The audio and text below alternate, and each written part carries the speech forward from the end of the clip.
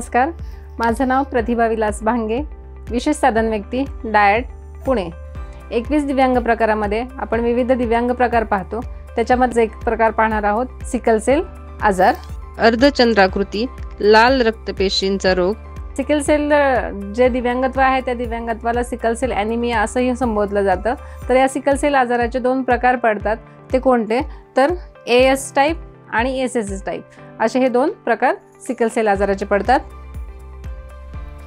Sickle sale डिसीजची ओळख कशी, म्हणजे तो ओळखायचा कसा आजार किंवा सिकल सेल या आजाराबद्दलची प्राथमिक माहिती जर पाहिजे असेल तर आपल्याला काय दिसून येतं तर ते पाहूया आपण। यामध्ये काय होतं तर सिकल सेल डिसीज हा एक अनुवंशिक आजार आहे, म्हणजे कुठल्याही अपघाताने येणारा आजार नाहीये, तर हा आजार अनुवंशिक आहे। बाय बर्थ येतो, तो आपल्या पालकांकडून मुलाला हा आजार येतो। यामध्ये काय होतं तर शरीरातील रक्त कमी असतं, म्हणजेच आपल्याला लक्षात येईल की सिकल सेल डिसीज हा एक रक्ताशी संबंधित असणारा दिव्यांगत्व आहे किंवा आजार आहे। यामध्ये होतं लाल रक्तकणिका ह्या C आकाराच्या असतात। जनरली पाहायला गेलं, सामान्यपणे पाहायला गेलं तर आपल्या शरीरातल्या ह्या रक्तपेशी ह्या O आकाराच्या गोल आकाराच्या असतात, पण सिकल सेल आजारी असणारा व्यक्ती त्याच्या शरीरातल्या रक्तपेशिका ह्या C आकाराच्या असतात। C आकाराच्या लाल रक्तकणिका ह्या कडक आणि चिकट असतात। जशा आपण रक्तकणिका पाहतो या C आकारामध्ये असल्यामुळे त्या कशा असतात तर चिकट आणि कडक अशा असतात, त्यामुळे एकमेकांमध्ये चिकटतात। त्यांचा आकार C असल्यामुळे ते एकमेकांमध्ये क्रॉस कॉम्बिनेशनमध्ये किंवा समोरासमोर असं जॉईंटला त्या चिकटल्या जातात आणि एकमेकांमध्ये अडकून राहतात। जेव्हा C आकाराच्या रक्तकणिका छोट्या रक्तकोशकांमधून वाहतात त्यावेळेस मध्येच अडकतात, त्यामुळे पुढे जाणारा रक्तपुरवठा काय होतो थांबतो। आपण समजू शकतो, जर गोल रक्तपेशिका असेल तर त्या इकडे इकडे इकडे ॲडजस्ट होऊन जातील, पण ज्यावेळेस त्याचा आकार C आकार असेल, ज्यावेळेस C आकार असेल, इकडून एक C आकार, इकडून एक C आकार, इकडून एक C आकार असेल तर काय होईल, त्याचे कोपरे जे आहेत ते एकमेकांमध्ये कॉर्नरमध्ये एकमेकांमध्ये अडकतील, एकमेकांमध्ये चिटकतील आणि कडक असल्यामुळे त्या तिथंच थांबून राहतील। त्याच्यामुळे काय होईल, ज्या लहान रक्तपेशिकामध्ये रक्तपुरवठा होणार आहे तो तिथे काय होईल थांबला जाईल, म्हणजे मागून येणारं रक्त हे पुढे जाणार नाही, त्यावेळेस मध्येच अडकतात, त्यामुळे पुढे जाणारा काय होतो स्वाभाविकच रक्तपुरवठा थांबवला जातो। लाल रक्तकणिका 120 दिवस राहतात। आपल्या ज्या पेशीमध्ये किंवा आपल्या ज्या शरीरामध्ये लाल कणिका पेशी ज्या असतात त्या साधारण तयार झाल्यानंतर त्या आपल्या शरीरामध्ये 120 दिवस राहतात, पण त्याच तुलनेमध्ये C आकाराच्या जर कणिका आपण पाहिल्या, C आकाराच्या जर पेशी पाहिल्या तर त्या फक्त आपल्या शरीरामध्ये 20 ते 30 दिवस राहतात। तुम्ही पाहू शकता की 120 दिवस आणि 20 ते 30 दिवस याच्यामध्ये तुलनात्मक जर विचार केला तर हा खूपच मोठी तफावत आहे। त्यामुळे काय होतं की 20 ते 30 दिवसच राहिल्यामुळे काय होतं शरीरातील रक्ताचं प्रमाण हे कमी कमी होत जातं, त्यामुळे इथं रक्तदोष आपल्याला आढळून येतो। तर सिकल सेल डिसीजची लक्षणं काय आहेत, कसं काय ओळखायचं की बाबा हा सिकल सेल डिसीजचा रुग्ण आहे किंवा व्यक्ती आहे, तर पाहूया। हातपाय दुखतात, याच्यामध्ये काय होतं जरी आपले सर्वसाधारण हातपाय दुखत असेल तर पण या सिकल सेलच्या व्यक्तींचे सातत्याने नियमितपणे त्यांचे हातपाय दुखत असतात। शरीरावर सूज असते, त्याच्यानंतर पोट दुखतं, रक्त कमी असल्यामुळे साहजिकच त्यांची प्रतिकारशक्ती कमी होते आणि इतर आजारांना ही लोक लवकर बळी पडतात। विटॅमिन आणि मिनरलची कमतरता जाणवते, शरीरात रक्तच बनत नाही आहे, त्याच्यामुळे त्या रक्ताचं प्रमाण कमी असल्यामुळे त्याच्यामध्ये विटॅमिन आणि मिनरल्सचं प्रमाण कसं असतं कमी जाणून येतं। शरीरातील हिमोग्लोबिनचंही प्रमाण कमी आहे, बरोबर। हिमोग्लोबिन हे आपल्या रक्तातूनच वाढत असतं किंवा रक्तामध्येच असतं, जर शरीरात रक्तच कमी असेल तर साहजिकच हिमोग्लोबिनचं प्रमाणही देखील कमी असेल। ऑक्सिजनची कमतरता जाणवते, या व्यक्तींना श्वासोश्वास घेताना ऑक्सिजन पुरेशा प्रमाणात मोठ्या प्रमाणात उपलब्ध होत नाही किंवा मिळत नाही, त्यामुळे यांना श्वासचा पण त्रास होऊ शकतो। यकृत, फुफ्फुस, हृदयग्रंथींना नुकसान होतं, साहजिकच शरीरामध्ये रक्त नाही आहे, त्यामुळे प्रत्येक ग्रंथींना प्रत्येक ग्लँडला योग्य असा रक्तपुरवठा केला जात नाही, त्याच्यामुळे यकृत असेल, फुफ्फुस असेल या गोष्टींना काय होतं तर त्या ग्रंथींना नुकसान होते।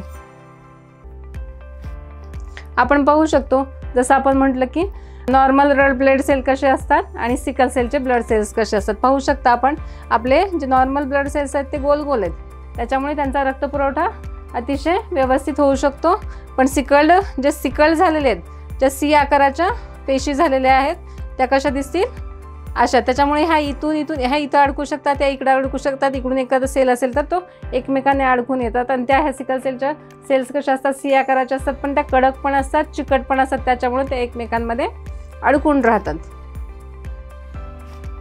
शीघ्र हस्तक्षेप. प्रत्येक दिव्यांगत्वाप्रमाणे या दिव्यांगत्वामध्ये पण आपल्याला शीघ्र हस्तक्षेपाची खूप गरज आहे, की जो आपला महत्त्वाचा कालावधी असेल की 0 ते 6 वयोगट.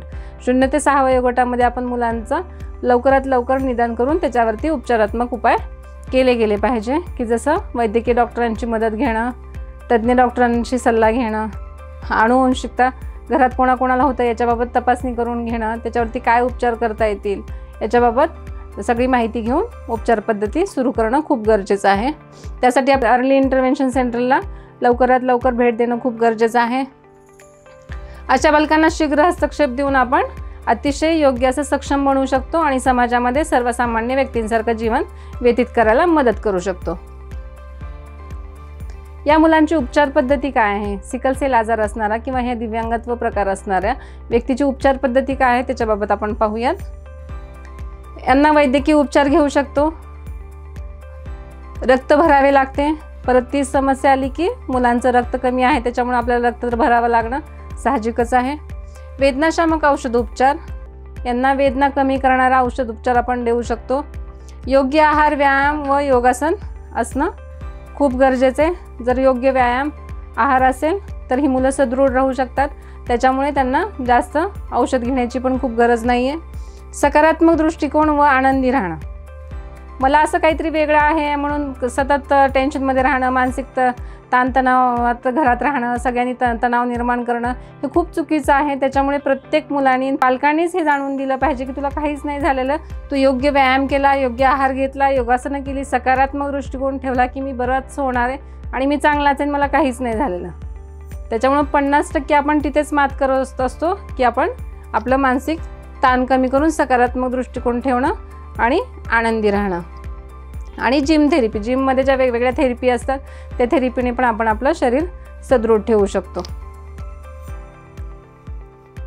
शैक्षणिक सहाय्यभूत सुविधा ह्या मुलांसाठी काय दिल्या जातात तर मुलगा शाळेत शिकत असेल त्यावेळेस त्या मुलांना प्रवास भत्ता दिला जातो. जर शाळेपासून घराचं अंतर जास्त लांब असेल किंवा घरापासून शाळेचं अंतर लांब असेल तर या मुलांना आपण प्रवास भत्ता दिला जातो. त्याच्यानंतर मदतनीस भत्ता, जर एखादा मुलगा शाळेत स्वतः वैयक्तिक येऊ शकत नाही, एकटा येऊ शकत नाही, मदतनीसाची गरज आहे तर आपण त्यांना मदतनीस भत्ता पण मिळवून देतो. याच्यामध्ये आपण त्यांना लेखनिक भत्ता पण देतो. लेखनिक भत्ता पेपर लिहिण्यासाठी किंवा शाळेतील अभ्यास पूर्ण करण्यासाठी आपण लेखनिक भत्ता पण लेखनिकाला देऊ शकतो. त्याच्यानंतर असेल प्रोत्साहन भत्ता. या प्रवर्गामध्ये आपण सिकल सेल आजार असणाऱ्या फक्त मुलींना प्रोत्साहन भत्ता दिला जातो. यामध्ये मुलांना प्रोत्साहन भत्ता दिला जात नाही, तर आपण हा मुलींसाठी प्रोत्साहन भत्ताही दिला जातो. अध्ययन अध्यापन पद्धती काय असावी सिकल सेलच्या विद्यार्थ्यांसाठी तर आपण पाहूया. हे दिव्यांगत्व प्रकार शरीरावर परिणाम करणारे असल्याने शिक्षकांना अध्यापनामध्ये अडचण येईलच असे नाही. सर्व मुलांना शिकवताना अध्यापन पद्धती ही सर्वसमावेशक आणि बहुअध्ययन शैलीप्रमाणे असाव्या. जसं की आपण म्हणतो की सर्व मुलं एकत्रित शिकतील, सामान्य मुलं आणि दिव्यांग मुलं, त्यांना वेगळी अशी भावना न देता सर्वसमावेशक ही अध्यापन पद्धती असावी. आणि त्याच्यामध्ये बहुअध्ययन शैलीचा वापर करायचा म्हणजे कसं की जी मुलं काही बघून शिकतात, कोणी ऐकून शिकतं, कोणी क्रियात्मक गोष्टीमधून शिकतं, कोणी स्पर्श माध्यमातून शिकतं. यामुळे ह्या सर्व शैलींचा वापर करून सर्वसमावेशक अशी आपली अध्यापन शैली असणं खूप गरजेचं आहे. आणि ह्या अध्ययन शैलीच्या मार्फतच शिकताना आपण त्यांच्या भावनिक, बौद्धिक क्षमतांचा विकास करत असतो. ते आपलं मुख्य उद्दिष्ट असेल. शिक्षकांनी शिकवताना नेहमी प्रत्येक मुलाची क्षमता लक्षात घेऊन त्या शैलीचा वापर करून त्यांना अध्यापन करणं खूप गरजेचं आहे. या दिव्यांग विद्यार्थ्यांसाठी जी असणारी परीक्षा पद्धती असेल किंवा मूल्यमापन असेल आपण ते पाहूया. 16 ऑक्टोबर 2018चा जो शासन निर्णय आहे, शासन परिपत्रक आहे, त्याच्यामध्ये या मुलांच्या दिव्यांग विद्यार्थ्यांच्या बाबतीत परीक्षा पद्धती कशी असावी, मूल्यमापन कसं असावं याबाबत काही स्पष्ट सूचना दिलेल्या आहेत, त्या आपण पाहूयात. या मुलांसाठी जवळचं परीक्षा केंद्र असावं. प्रति तास 20 मिनिटं अधिक वेळ असावा, म्हणजे एका तासाला 20 मिनिटं एक्स्ट्रा, तसे 3 तासाचे 20-20 असे 60 मिनिटं जादाचे दिले जातील. कमाल 20 गुणांची सवलत एका विषयामध्ये आणि किमान सर्व विषयांमध्ये विभागूनही देऊ शकतो. म्हणजे विद्यार्थी एखाद्या विषयामध्ये नापास होत असेल तर आपण त्याला ते 20 गुण देऊ शकतो, किंवा 2-3 विषय जर मध्ये नापास होत असेल तर आपण ते विभागून 20 मार्क 3 पेपरमध्ये देऊ शकतो. यामध्ये मुलांना लेखनिक परवानगी दिलेली आहे.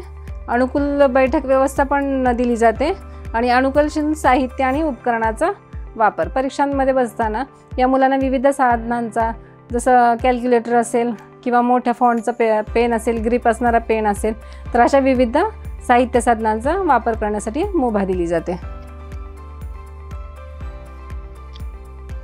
जशी परीक्षा पद्धतीच्या मधील काही सुविधा पाहिल्या तशी आपण आता मूल्यमापन पद्धती कशी असावी याबाबत बोलूया. मूल्यमापन करताना गरजेनुरूप अध्ययन शैलीनुसार लवचिकता असावी. जसं आपण अध्यापन पद्धती अध्ययन शैलीनुसार करतो, तसं त्याचं मूल्यमापन करतानाही त्या अध्ययन शैलीमध्ये लवचिकता असावी. मूल्यमापनासाठी सामान्य विद्यार्थ्यांच्या प्रश्नपत्रिकाप्रमाणेच या मुलांची देखील प्रश्नपत्रिका असावी. त्याच्यामध्ये प्रश्नपत्रिकेमध्ये बदल नसावा, पण प्रश्नांच्या स्वरूपामध्ये मात्र त्याचं अनुकूलन आणि सुलभीकरण करण्याचा शिक्षकांनी नक्की प्रयत्न करावा.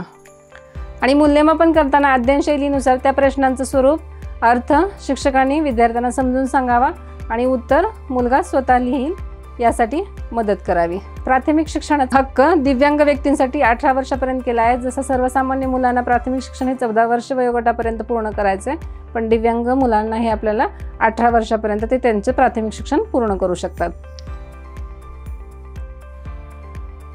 या दिव्यांग प्रवर्गातील मुलांसाठी शासकीय योजना कोणत्या आहेत त्या पाहूयात आपण.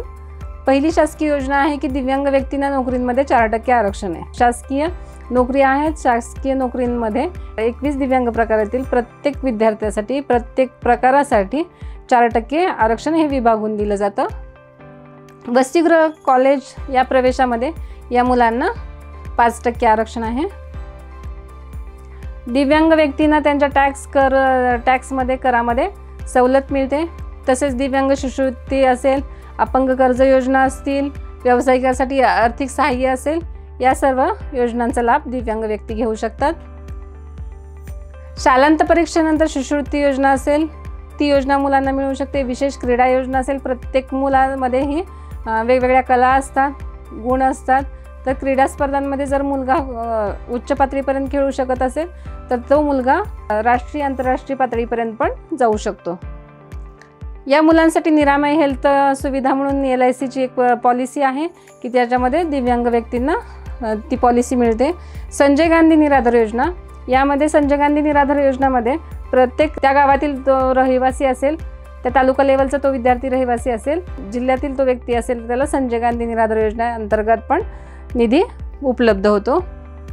स्थानिक स्वराज्य संस्थामार्फत गोळा होणाऱ्या करापैकी 5% निधी हा दिव्यांग व्यक्तींना दिला जातो. याच्यामध्ये काय होतं तर पूर्ण गावामधील कर जो गोळा झाला आहे, ग्रामपंचायत अंतर्गत जेवढे घर आहेत तेवढ्यांचा जो कर गोळा झाला आहे त्या कराच्या रकमेच्या 5% निधी तो ह्या मुलांना आणि गावातील त्या व्यक्तींना दिला जातो. अडथळाविरहित वातावरण निर्मिती म्हणजे शासकीय योजनामध्ये अडथळाविरहित वातावरण म्हणजे फक्त शाळेतच अडथळाविरहित वातावरण नाही आहे, तर ऑफिसेस असतील, सरकारी कार्यालय असतील, वेगवेगळ्या ठिकाणी सार्वजनिक ठिकाणं असतील, त्या ठिकाणी अडथळाविरहित वातावरण निर्मिती कशी करता येईल यासाठी पण शासकीय योजना आहेत. जसे कमोड टॉयलेट्स असतील, हँडरिल्स असतील, रॅम्प्स असतील, व्हीलचेअर्स असतील, बसण्यासाठी योग्य कॉर्नर पीसेस असतील, हे ठिकाणी वेगवेगळ्या पद्धतीने आपल्याला पाहायला मिळतात.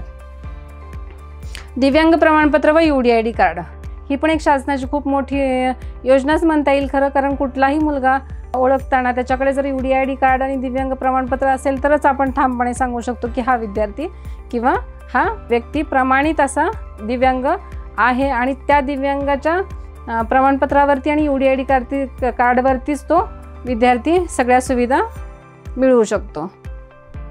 नोकरीमध्ये येण्या जाण्याच्या वेळेमध्ये सवलत. आपण पाहतो की दिव्यांग व्यक्तींना सर्वसामान्य व्यक्तींसारखं अडचणी निर्माण होतात की वेळेत पोहोच किंवा उशिरा निघणं ह्या गोष्टी करू शक्य नाही आहे, म्हणून शासनामार्फतच त्यांना ही एक सुविधा उपलब्ध करून दिली आहे की सकाळी जाण्यामध्ये आणि लवकर ऑफिसमधून निघण्यामध्ये त्यांना ती सवलत मिळाली आहे. व्यवसाय कौशल्य, जशी ही मुलं सर्वसामान्य मुलांप्रमाणेच आहेत, शिकतात, अभ्यास करतात, प्रत्येक क्षेत्रामध्ये आपलं नाव करू पाहतात आणि ही मुलं खरंच नक्कीच जर आपली योग्य साथ असेल, योग्य उपचार असतील तर ही मुलं सर्वसामान्य मुलांप्रमाणे जगू शकतात. तसंच त्याचप्रमाणे ते शेवटच्या टप्प्यावर म्हणजे त्यांचे शैक्षणिक प्रवास संपल्यानंतर त्यांना कुठेतरी व्यावसायिक कौशल्य पण खूप येणं गरजेचं आहे. तर त्या व्यावसायिक कौशल्यांचा विकास करून त्यांना व्यवसायाच्या संधी पण आपण उपलब्ध करून देतो. जसं की पाहतो आपण की मेणबत्ती बनवणं असेल, अगरबत्ती बनवणं असेल, शाई खडू बनवणे असेल, असे प्राथमिक लेवलचे भरपूर असे व्यवसाय आहेत की मुलं ती शाळेत शिकत असतात. तो त्यांचा व्यवसाय म्हणून पण पुढे तो व्यवसाय घेऊन जाऊ शकतात. चित्रकला असेल, विणकाम असतील, स्पर्धा परीक्षा असतील, वेगवेगळ्या स्पर्धा परीक्षामध्ये तर आत्ता पहिलीपासूनच मुलं स्पर्धा परीक्षांचा अभ्यास करत असतात. त्याच्यामुळे ही मुलं पुढं स्पर्धा परीक्षा पण अतिशय उत्तम प्रकारे देऊ शकतात. संगणक प्रशिक्षण असेल, शाळांमधून संगणक प्रशिक्षण दिलं जातं. त्यामुळे ज्याला आवड आहे तो मुलगा IT क्षेत्रामध्ये पण आपलं एक स्थान निर्माण करू शकतो, हे मात्र नक्की. शॉप चालवणं, फळगाडा चालवणं, म्हणजे कोणत्याही व्यवसायामध्ये ही मुलं सर्वसामान्य मुलांप्रमाणे चालू शकतात. रिसोर्सेस, आत्ता आपण पूर्ण त्या दिव्यांगत्वाबद्दल माहिती पाहिली. तीच माहिती आपल्याला खाली रिसोर्सेसमध्ये डिस्क्रिप्शन बॉक्समध्ये काही शासन निर्णय आहेत, परिपत्रक आहेत, त्या बाबतीत काही लिंक्स आहेत, त्याच्या बाबतीत QR कोड पण दिलेले आहेत. तुम्ही तिथे जाऊन ती माहिती अतिशय विस्तृतपणे पाहू शकता. धन्यवाद.